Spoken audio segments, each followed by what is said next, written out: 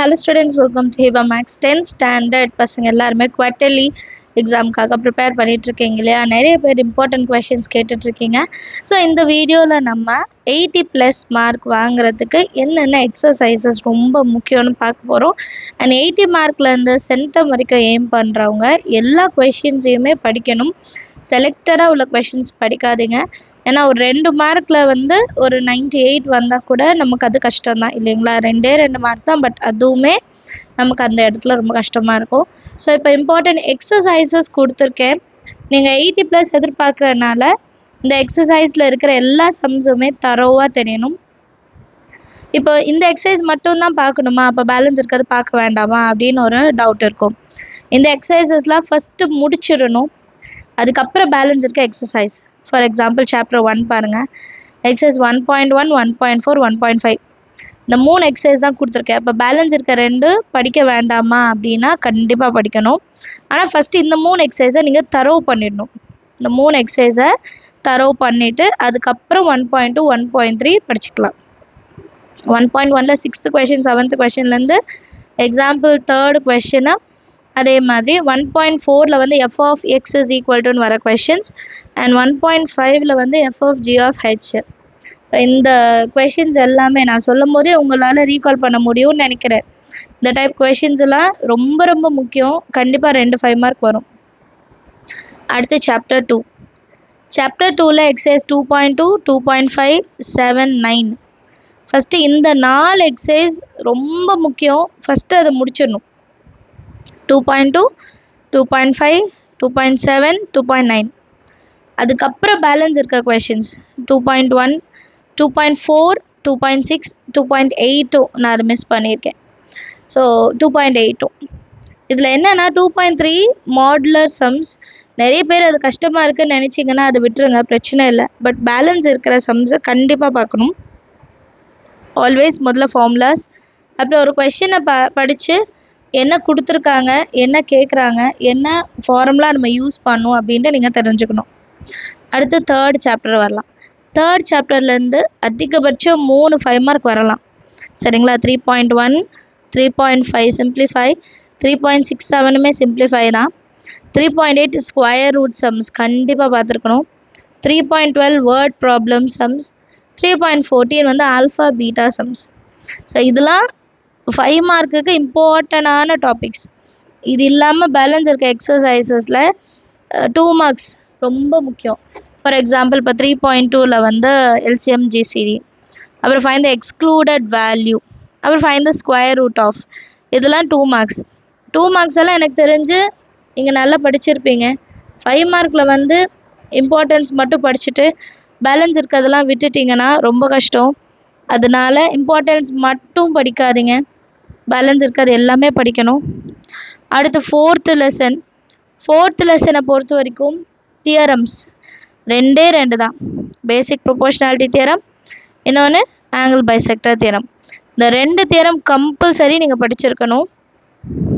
அந்த தியரம்ல இருந்தே உங்களுக்கு ஒரு 5 மார்க் கண்டிப்பாக வந்துடும்.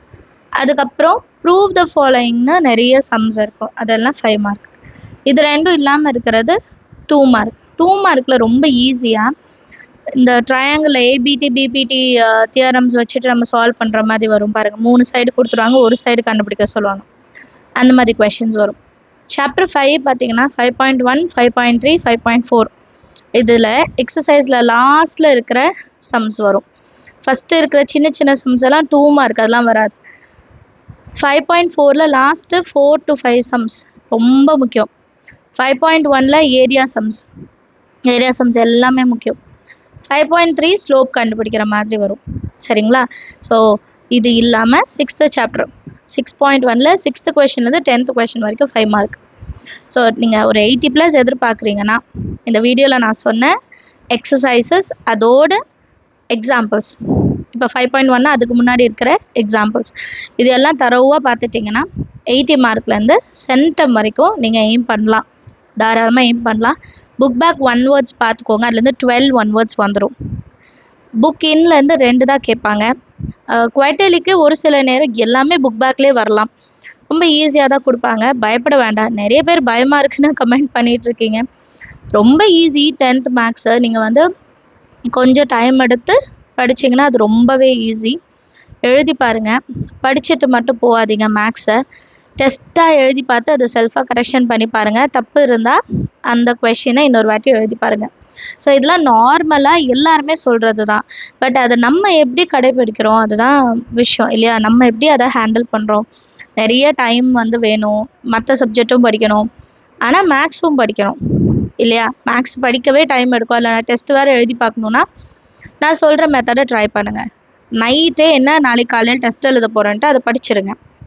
அதை படிச்சுட்டு காலையில் ஒரு 1 hour அந்த டெஸ்ட் அப்படியே எழுதி பாருங்கள், கரெக்ஷன் பண்ணுங்கள். உடனே படிச்சுட்டு உடனே டெஸ்ட் எழுதுனா நிறைய பேர் எழுதிடுவாங்க. பட் நம்ம நடுவில் கொஞ்சம் கேப் கொடுக்கும்போது நம்மளால் ரீகால் பண்ண முடியுதா, நம்மளோட கான்செப்ட்ஸை வந்து இன்னொரு வாட்டி ரீகால் பண்ணி எழுத முடியுதா அப்படின்றத நம்ம செக் பண்ணிடலாம். சரிங்களா?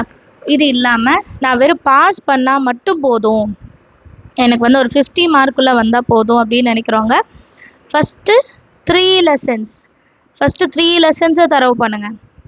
4th லெசனில் தியரம் 5 and 6 கூட ஆப்ஷன் விட்டுருங்க. இல்லை 3rd லெசன் கஷ்டமாக இருக்குன்னா 1st lesson, 2nd lesson, 5th lesson and theorem இது மட்டும் பார்த்தாலே போதும். கண்டிப்பாக 50+ எடுத்துக்கலாம். 50 அரௌண்ட் 50க்குள்ளே வந்துடும். சரிங்களா? ஸோ ரொம்ப ரொம்ப ஹார்ட் ஒர்க் பண்ணும் சென்டம் எய்ம் பண்ணுறதுக்கு. ப்ளஸ் கொஞ்சம் ஸ்மார்ட் ஒர்க் இதெல்லாம் ஃபஸ்ட்டு முடிச்சுட்டு அதுக்கப்புறம் கொஞ்சம் இம்பார்ட்டன்ஸ் இல்லாததெல்லாம் எடுத்து படித்து பார்க்கலாம். அதுக்குன்னு மொத்தமாக ஸ்கிப் பண்ணிடவே கூடாது. நான் எங்கேயுமே வந்து இதை ஸ்கிப் பண்ணுங்கள், இதை மட்டும் பாருங்கன்னு சொல்லவே மாட்டேன். எல்லாமே முக்கியம்தான். அதில் எதை ஃபஸ்ட்டு நம்ம ப்ரையாரிட்டி கொடுக்க போகிறோம் அவ்வளோதான் விஷயம். சரிங்களா? அண்ட் சாப்டர் வைஸ் கொஷின் பேப்பர்ஸ்லாம் வேணும்னா ஹிபா மேக்ஸில் டெஸ்ட் சீரிஸ் கோர்ஸ் போயிட்டுருக்கு. நீங்கள் 1 time 500 பே பண்ணால் போதும். ஆனுவல் வரைக்கும் உங்களுக்கு chapter wise question papers, quarterly question papers, model question பேப்பர்ஸ்லாம் அதில் இருக்கும். ஸோ நீங்கள் அதை தேவைன்றவங்க வாட்ஸ்அப் நம்பருக்கு ஒரு மெசேஜ் பண்ணுங்கள், ப்ரொசீஜர் என்னன்ட்டு நான் சொல்கிறேன். சரிங்களா? ஸோ இவ்வளோ தான் விஷயம். சென்டம் எடுக்கணும்னு நினைக்கிறவங்க எல்லாமே பார்க்கணும், எது ஃபஸ்ட்டு ப்ரையாரிட்டி கொடுக்கணும்னு சொல்லிட்டேன். நெக்ஸ்ட்டு பாஸ் பண்ணணும்னு நினைக்கிறவங்க 1st lesson, 2nd lesson, 5th lesson, chapter 4 theorem. 3rd chapter கஷ்டமாக இருக்குன்னா 5th சாப்டர் இல்லை 3rd சாப்டர் படிச்சுட்டேன், எனக்கு 3rd சாப்டரில் வந்து 3.8 நல்லா தெரியும்னா அதுலேருந்து ஒரு 5 மார்க் கண்டிப்பாக வந்துடும். சரிங்களா?